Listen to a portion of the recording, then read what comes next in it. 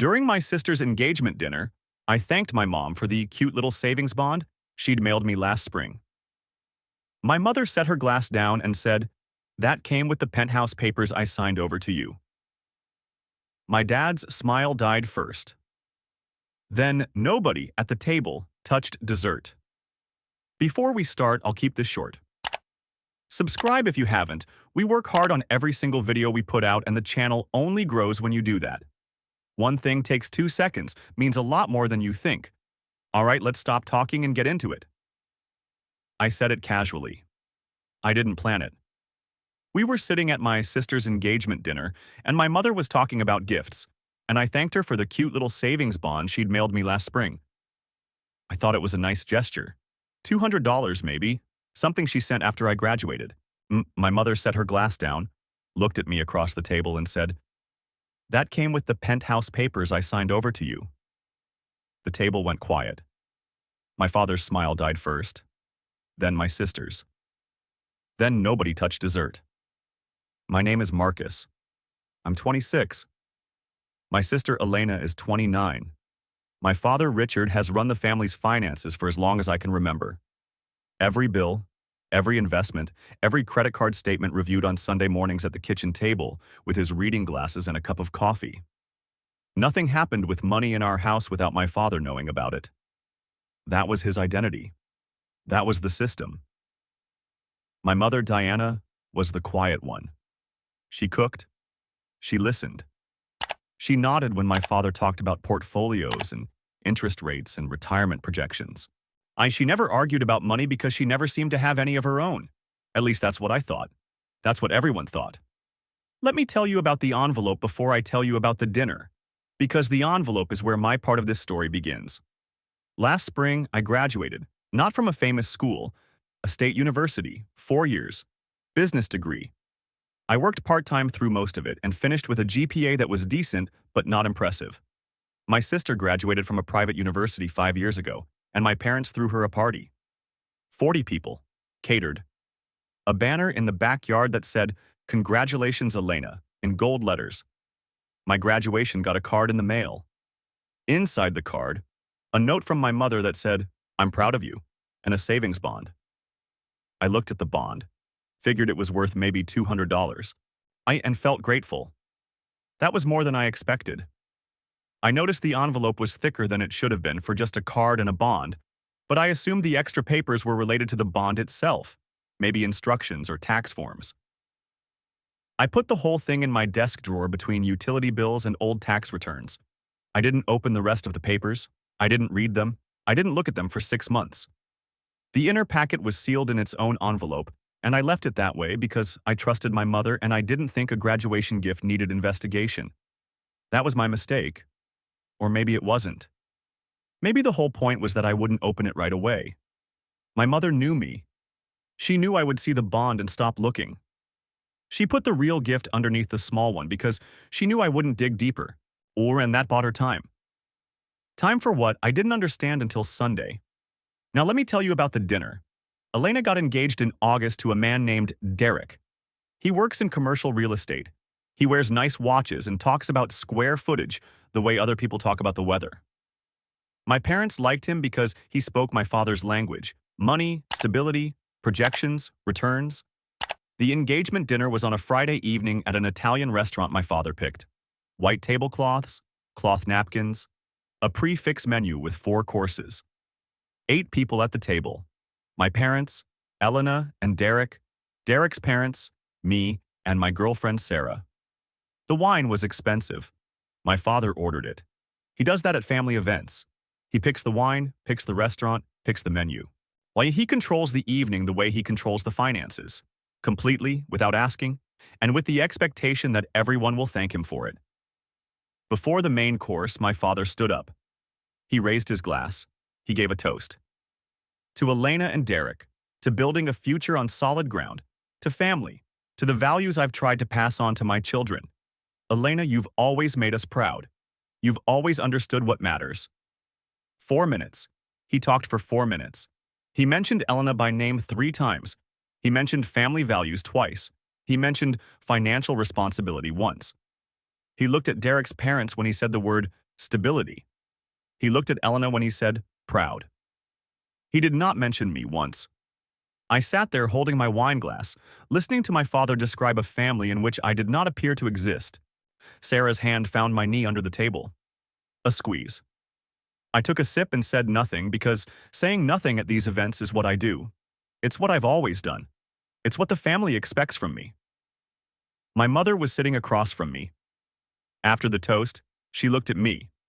Not at Elena, not at my father, at me. She held the look for 2 seconds, then picked up her wine and drank. I didn't understand the look at the time. I understand it now. The main course came. Conversation moved to the wedding, venues, guest lists, budgets. My father was in his element, numbers, plans, control. Then my mother said something about gifts, something casual about how she'd been sending cards and small things lately, making sure nobody felt forgotten. It was a passing comment, barely a sentence. And I, trying to be polite, said, "Yeah, hot, thanks for that savings bond you sent me last spring, Mom. That was really sweet."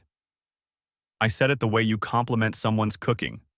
Casual, warm, meant nothing by it. My mother set her glass down. Slowly, carefully. The way you set down something fragile before you say something that isn't. She looked at me. "Marcus, that came with the penthouse papers I signed over to you." 9 words. The table didn't go quiet the way tables go quiet when someone says something awkward. It went quiet the way a room goes quiet when the air changes. When something structural shifts and everyone feels it before they understand it. My father's fork stopped. Not at his mouth. Halfway between the plate and his face. His smile, the one he'd been wearing since the toast, collapsed. The eyes first. Then the corners of his mouth. Then his jaw tightened, and the fork went back to the plate without delivering what was on it. Elena looked at me, then at my mother, then at Derek. Derek was looking at my father. Derek's parents were looking at each other. Nobody was looking at the same person. The table had fractured into separate lines of sight, each aimed at a different target. "What penthouse?" my father said. My mother picked up her wine glass again. "The one on Birchwood. The one my mother helped me buy."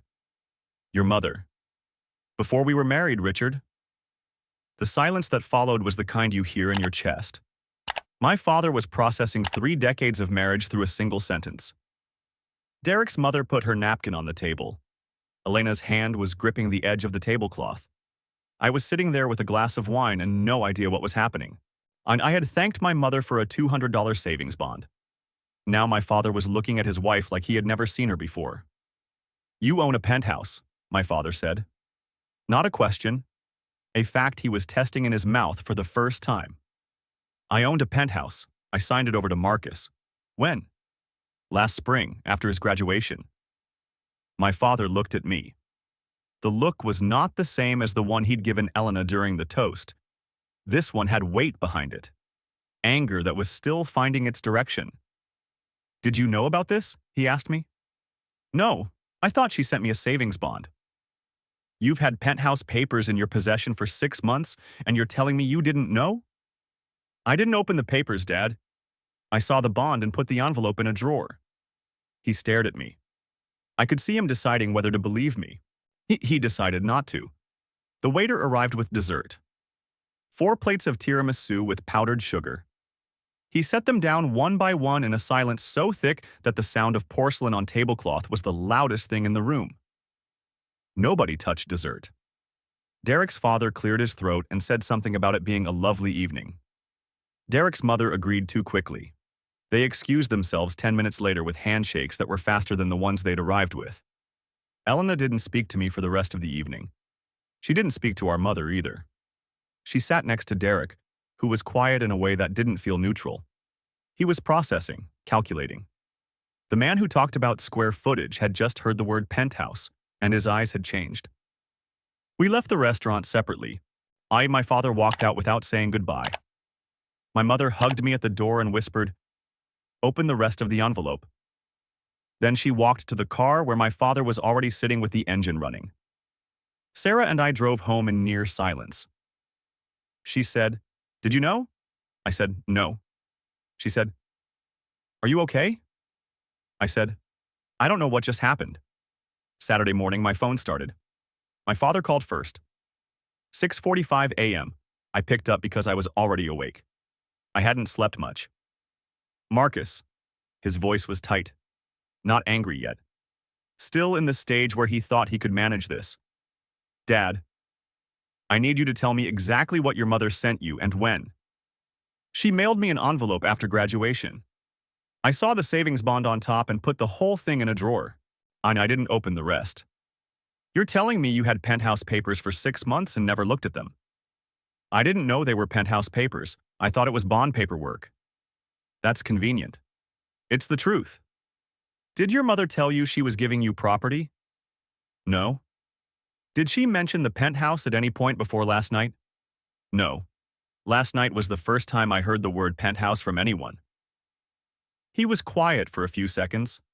I could hear my mother in the background, a door closing, footsteps moving away. They were already in separate rooms. "This isn't over," he said, and hung up. 20 minutes later, Elena created a group chat. She titled it Family Meeting. She tagged everyone except our mother. Her first message: "We need to discuss what happened last night and what we're going to do about it." My father posted next: "Nobody makes any decisions until I've spoken to my attorney."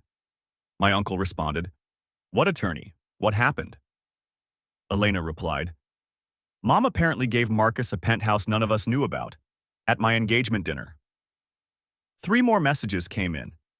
2 cousins asking questions, an aunt sending a confused emoji. The private family fracture was leaking into the extended family through a group chat my sister had weaponized before I finished my coffee. I read every message. I didn't respond to any of them. My silence in the thread made the chat spin harder because nobody could land a punch on someone who wasn't in the ring. Elena typed, "Marcus, are you even reading this?" I didn't answer. She typed it again 20 minutes later. I didn't answer that time either. At 2 p.m. Saturday, my doorbell rang. Elena and Derek. She didn't wait to be invited in. She walked past me into the living room and turned around with her arms crossed. "That penthouse should be mine. I'm the one getting married. I'm the one who actually needs a home. You live in a studio apartment, Marcus." "I didn't ask for it, Elena." "But you have it. And if you had any decency, you'd sign it over. Consider it an engagement gift." "An engagement gift?" "Yes, from a brother who cares about his sister's future. You want me to give you a $1.2 million property as an engagement gift because you think you deserve it more than I do. I'm the one building a life. I'm the one getting married. What are you doing?" "I graduated. I work. I pay my rent. I just found out yesterday that I own a penthouse." "You don't own it. Mom made a mistake. She hired a lawyer, Elena. She used her maiden name. She planned this for over a year. That's not a mistake. That's a decision." Derek stepped forward for the first time. "How do you know it was over a year?" I looked at him. "Because Mom told me at the dinner. You were there. She said she signed it over last spring. She didn't say anything about a year of planning." "Then I guess you'll find out the rest when I do." Derek's jaw tightened. He was trying to calculate something. How much he didn't know. How much was left to discover. He looked around my studio apartment again, measuring the distance between where I lived and what I apparently owned. Elena wasn't done. "Dad is calling his lawyer Monday. This property is marital. Mom can't just give away family assets without Dad's consent." "Then let the lawyer sort it out. You could save everyone the trouble and just do the right thing." "The right thing? You mean the thing that benefits you?" "I mean the thing that doesn't tear this family apart." Elena. "I said thank you at a dinner table. Mom said what she said. I didn't plan this. I didn't reveal it on purpose. I didn't even know what was in the envelope. I don't believe you. I know you don't. But that doesn't change what happened." She looked at Derek. He gave her a small nod toward the door. They were leaving. At the door, Derek turned and looked at my apartment one more time. A small studio with a second-hand couch and a desk with a drawer full of utility bills and a penthouse deed. He didn't say anything. He just looked. Then he closed the door behind him. My father called at 4 p.m. His voice was low, controlled, the voice of a man who has been preparing a position since breakfast. I'm calling my attorney Monday morning. That property is marital. Your mother cannot transfer marital assets without my consent. Okay. Is that all you have to say? I don't have anything to say, Dad. I didn't know about the penthouse until Mom told everyone at dinner. I found out when you found out. At the same table? At the same time. Then give it back. Give what back? The papers. The deed. Whatever she sent you. Give it back and we can sort this out as a family. You want me to hand over legal documents that are in my name so you can make them disappear into your system. It's not a system, it's a family. It's a system, Dad. It's always been a system. You run the money. Mom cooks. Elena gets the party. I get the card in the mail. That's the system. And Mom found a way to operate outside of it. He was quiet. I had never said anything like that to him before. I had never described the family out loud to his face. He didn't like the description. I don't expect anything from you, I said. I haven't for a long time. He hung up. Saturday evening, Elena called again. Her voice was different, smaller. The confidence from the apartment visit was gone. Derek is asking questions about Mom's money, about whether there are other properties. He wants to know what the family is worth. That's between you and Derek. He wasn't like this before the dinner. He was normal. Now he's looking at everything differently. I didn't say what I was thinking, which was that Derek had been looking at everything the same way the entire time. He just hadn't had a number to work with until Friday night. I didn't plan this. I didn't reveal it on purpose. I didn't even know what was in the envelope. But I'm not going to apologize for being chosen. She hung up without saying goodbye. Sunday morning, I sat at my kitchen table with coffee and the envelope. Sarah was awake, but she stayed in the other room. She knew I needed to do this part alone. I pulled the envelope from the drawer. Same thick manila envelope from 6 months ago. The savings bond was still paper-clipped to the front. I set it aside and looked at the inner packet. Sealed. The adhesive was still intact. 6 months in a drawer and the seal had never been touched. That unbroken seal was my proof. If the family ever accused me of scheming, the seal would answer. I ran my thumb across it once. Then I broke it. Inside, a deed of transfer for a penthouse at 412 Birchwood Avenue. A property assessment valuing it at $1.2 million. A letter from a lawyer named Patricia Hoffman at Caldwell & Associates. Tax documents. And at the bottom, folded once, a handwritten note on plain white paper. I read the lawyer's letter first. It was addressed to me. It explained the transfer in simple language and instructed me to contact the office to finalize acceptance. The letter referenced previous conversations with your mother regarding the disposition of the property. Previous conversations. Plural. My mother didn't walk into a lawyer's office once. She went back multiple times. The letter was dated 14 months before I received the envelope. 14 months. The lawyer had been working on this for over a year before the papers were mailed. I looked at the deed. The property was registered under a name I barely recognized. Diana Kowalski. My mother's maiden name. She had been married to my father for 30 years and had used her married name for everything. But this property, this one thing, was kept in the name she had before him, the name he never had access to. The transfer was signed with that name. The lawyer's correspondence was addressed to that name. The entire legal structure existed in a version of my mother that my father had never touched. I picked up the handwritten note. My mother's handwriting, small, neat. The same handwriting on every birthday card I'd ever received. I bought this before I married your father. My mother helped me. She told me to keep it in my name. She said one day I'd know who to give it to. I knew when you were 12. I put the note down. I picked up my coffee. It was cold. I didn't drink it. She knew when I was 12. When I was 12, I came home with a report card. Straight A's for the first time. I ran into the kitchen to show my parents. My father was on the phone talking about a stock that was underperforming. He put his hand up when I walked in. The hand that means, wait. I waited. He stayed on the phone for 20 minutes. When he hung up, He looked at the report card, said, "Good," and went back to his computer. My mother was the one who took me out for ice cream that night. Just the two of us. She didn't say anything about the report card specifically. She just said, "I see you, Marcus. I always see you." I was 12. I didn't think much of it at the time. Now I was 26, holding a handwritten note that said she decided I was the one 18 years ago, and I was sitting in my kitchen with cold coffee and a $1.2 million deed in my mother's maiden name, and the woman who said "I see you" when I was 12 had apparently been seeing me the whole time. Sunday afternoon, my mother came to my apartment. She didn't call first, she knocked. I opened the door and she walked in and sat at the kitchen table. She didn't bring food. She didn't bring a peace offering. She folded her hands on the table and looked at me. "You read the papers?" "Yeah." "You saw the note?" "Yeah." She was quiet for a moment.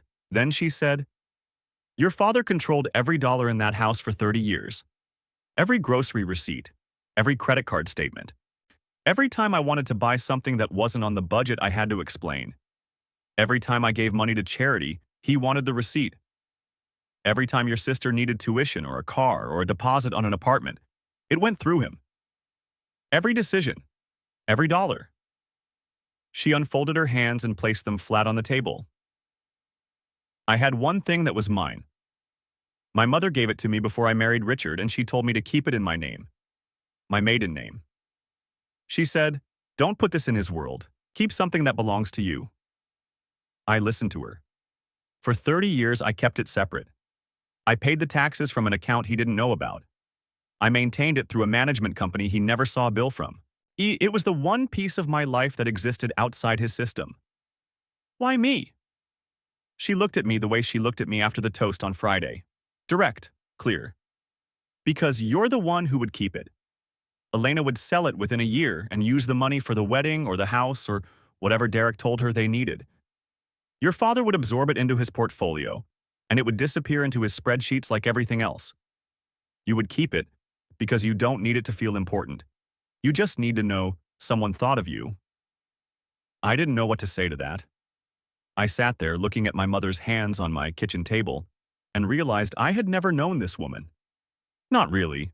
I knew the version of her that cooked and nodded and let my father run the show.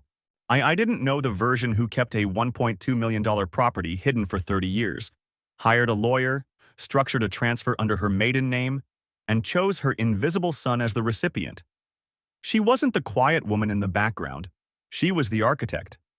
And I was standing on the foundation she built. "Did you mean to say it at the dinner?" I asked. She was quiet for a long time.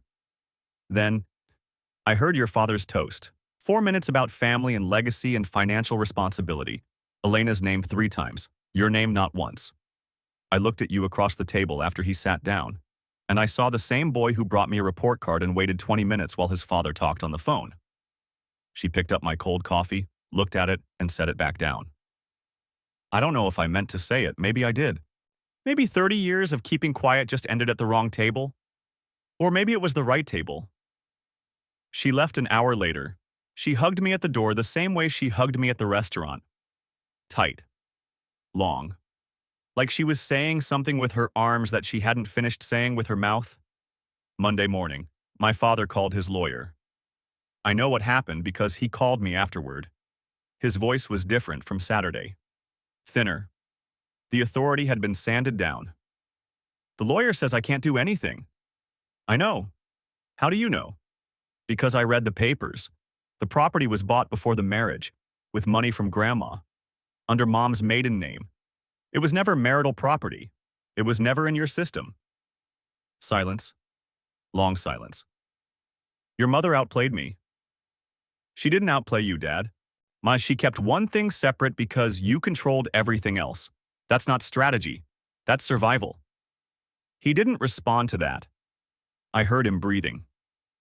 Then, "The lawyer wants $400 for the consultation." "Sounds about right." He hung up. Monday evening, I called my father. I said 5 words. "Come over. Bring your questions." He arrived at 7. He was wearing the same jacket he wore to the dinner on Friday, which told me he hadn't been thinking about clothes. He looked older than he had 3 days ago. The toast felt like it belonged to a different man. I let him in. Sarah had gone to her friend's place. The apartment was quiet. The documents were spread on my kitchen table. I had arranged them in order. Deed first, then the property assessment, then the lawyer's letter, then the tax documents, and then the handwritten note face down at the end. "Sit down," I said. He sat. He looked at the papers the way a man looks at a car accident he's been told about but hasn't seen yet. Read. He picked up the deed first. His eyes found the name immediately. Diana Kowalski. He held the paper without speaking. He picked up the property assessment. $1.2 million. He set it down. He picked up the lawyer's letter. When he reached the date, he stopped. "This is from 14 months ago." "At least." He put the letter down and sat back in his chair. His hands went flat on the table. "I checked every statement, every account, every quarter." "You checked everything she let you see?" He picked up the tax documents. 30 years of property taxes paid from an account he had never seen, or an account that didn't appear on any of the Sunday morning reviews at the kitchen table. Then he reached for the last paper. The handwritten note, face down. "What's this?" "A note from Mom." He turned it over. He read it slowly. When he reached the last sentence, his fingers tightened on the edges. "She knew when you were 12. "Yeah." "What happened when you were 12? "I brought home a report card. Straight A's. You were on the phone. You put your hand up. I waited 20 minutes. You said good and went back to your computer. Mom took me for ice cream." He set the note down. His fingers stayed on it for a few seconds. "I don't remember that." "I know." He looked at the documents. 5 pieces of paper describing a version of his marriage he had never lived in. "She chose me, Dad. Ask her why. But don't ask me to undo it." He stood up slowly. He picked up his jacket from the back of the chair. He walked to the door. He opened it. Then he stopped with his hand on the frame. "I didn't know she had money." "I know." 30 years. "I didn't know." "I know." "I gave that toast on Friday. I talked about financial responsibility. I talked about stability. I talked about building a future on solid ground. I remember. I was standing on ground I didn't even know was there." He walked out. The door closed behind him. I listened to his footsteps getting quieter in the hallway, then the building door, then a car starting. Then nothing. I sat back down at the kitchen table. The documents were still spread out. My mother's handwriting was still facing up. 2 weeks later, the pieces were still falling. Elena called me on a Tuesday. Her voice had a flatness to it that I hadn't heard before. Not angry, not demanding. Flat. "Derek wants a prenup." "He didn't want one before?" "No, he brought it up Sunday night. He said if my family has hidden assets, he needs to protect himself." She paused. He used the word exposure, like I'm a risk. "I'm sorry, Elena." "Are you?" "Yeah, I am. I didn't want any of this." "But you're keeping it." "Mom gave it to me for a reason. I'm not going to pretend she didn't." She hung up. My father moved into the guest room the same week. I found out from my mother, who mentioned it like she was describing the weather. "Your father is sleeping in the guest room now." No emotion, no drama. Just a fact about a house that had been reorganized by a secret. I asked her how he was doing. She said, "He goes to work. He comes home. He eats dinner in the kitchen standing up. He doesn't talk to me about money anymore." "Did he confront you?" "Monday night, after he came back from your apartment." "What did he say?" "He asked me why I kept it from him. I told him the truth. Because he controlled every dollar for 30 years and I needed one thing that was mine. He said, I wasn't controlling. I was managing." I said, "Richard, when someone manages everything and you're allowed to manage nothing, that's not a partnership. That's an arrangement." He didn't speak to me for 3 days after that. And now? Now he eats, standing up, and goes to bed in the guest room, and doesn't ask where the money goes. 30 years of controlling the checkbook, and he stopped overnight. Not because he decided to change, because he realized the control was never as complete as he thought. The man who had spent 30 years reviewing every receipt, every statement, every dollar had stopped reviewing entirely. The system he built was still running, but the operator had discovered a room he never knew about, and the discovery had taken the purpose out of the machinery. Elena called one more time. She said, "Dad's in the guest room. Derek's acting like a lawyer. Mom won't explain anything to anyone. Is this what you wanted?" I said thank you at a dinner table, Elena. Mom said what she said. Dad didn't know what he didn't know. None of that is something I did. She hung up. My mother called me on a Wednesday evening 2 weeks after the dinner. Her voice was calm. "Are you angry with me?" "I don't know what I am. You gave me something I didn't know about, and it blew up the whole family. I gave you the one thing nobody in this family could take from you. If that cost relationships, those relationships were already built on someone else's terms. Now, you have your own." I thought about that for a long time after she hung up. On Thursday, I called Patricia Hoffman at Caldwell & Associates, my mother's lawyer, the woman who had been working on the transfer for 14 months. She picked up on the second ring. "Mr. Ward, I've been expecting your call. I want to formally accept the transfer." "Understood. I'll need you to sign the acceptance documents. I can have them ready Friday morning." "Friday morning works. There's one more thing.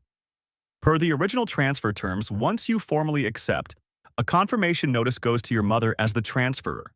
Would you also like a copy sent to any other party?" I thought about that for exactly 3 seconds. "Send a copy to my father, Richard Ward. Same address as my mother." "I can do that." Friday morning, I signed the papers at Patricia Hoffman's office. The acceptance made the transfer complete.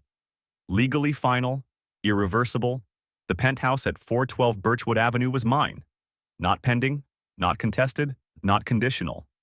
Mine. The confirmation letter went out that afternoon. 1 copy to my mother, 1 copy to my father. Same house, same mailbox. 2 envelopes arriving on the same day to the same address. 1 confirming a gift and 1 confirming a loss. My father called Saturday morning. His voice was flat. Not angry, not defensive. Flat in the way a man sounds when the last door he was leaning against just locked from the other side. I got a letter from a law firm." "I know. It says the transfer is complete." "It is.